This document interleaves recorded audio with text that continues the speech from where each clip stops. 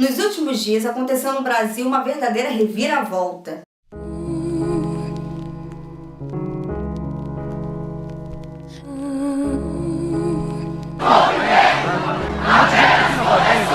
Vamos ali.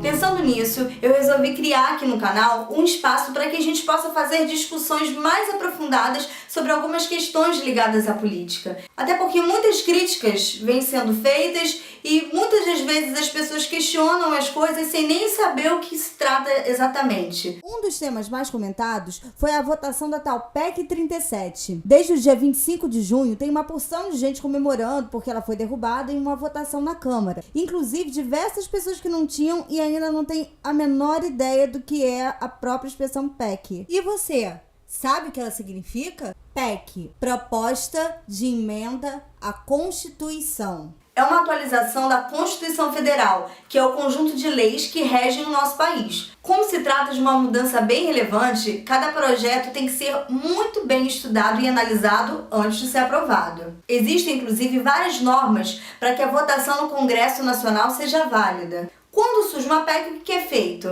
Esse projeto é encaminhado à Comissão de Constituição e Justiça.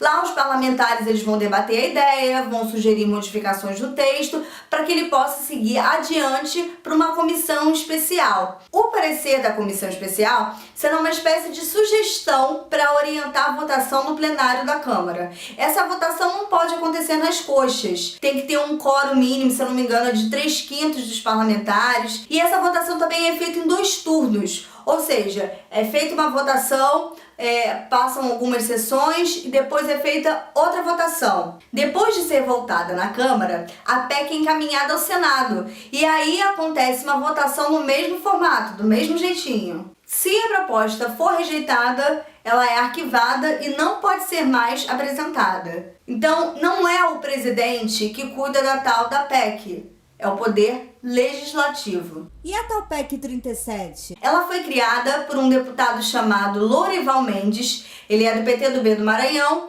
e aí ele apresentou essa proposta por pressão de algumas entidades ligadas ao segmento de polícia, principalmente delegados, que se viam um pouco incomodados com as interferências do Ministério Público. O Ministério Público, ele não é ligado ao Poder Executivo, não é ligado ao Poder Legislativo e não é ligado ao Poder Judiciário. Ele é um órgão autônomo. Ele é composto por promotores e procuradores que vão atuar tanto na esfera estadual quanto na esfera federal. Basicamente, ele funciona como um fiscal da lei. Ele trabalha principalmente com investigação civil, que são investigações que lidam com fraudes administrativas.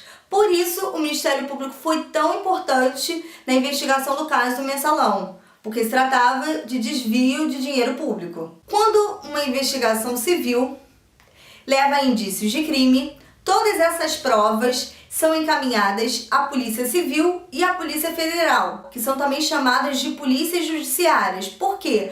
Porque elas auxiliam o Poder Judiciário, providenciando provas, fazendo uma investigação para que o caso possa ser julgado. O Ministério Público pode requisitar diligências, pode requisitar buscas para coletar provas que possam embasar a acusação que ele está fazendo.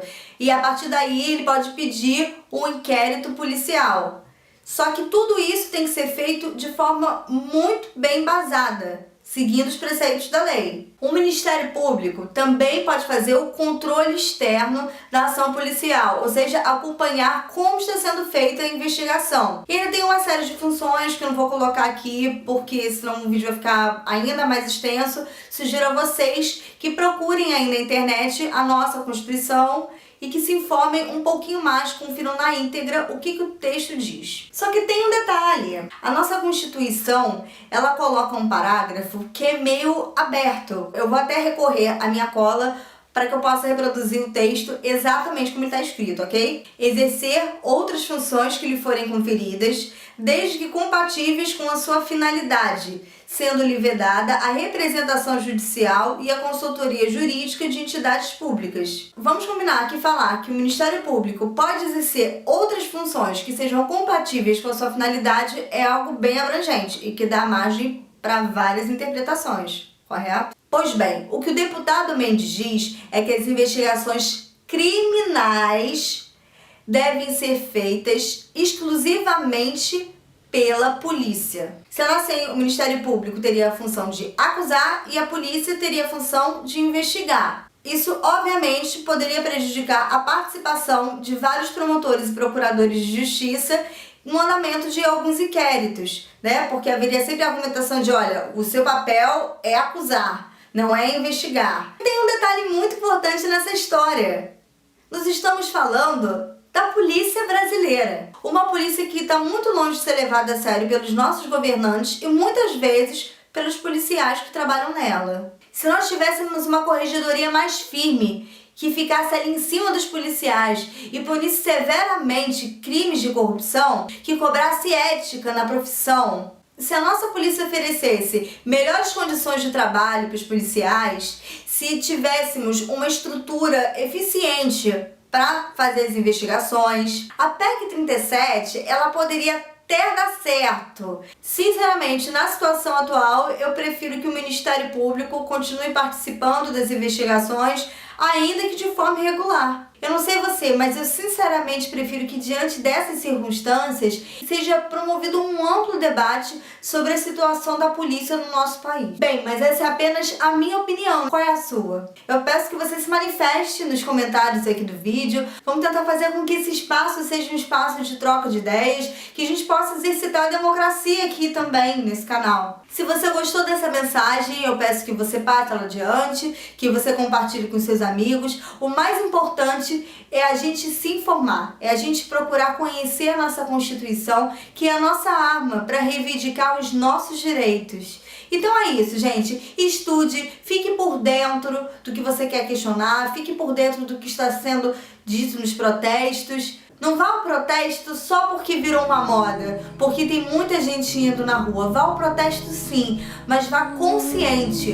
Você não é gado, você não é massa de manobra. Você é gente. E gente pensa. Proteste sim, mas com inteligência.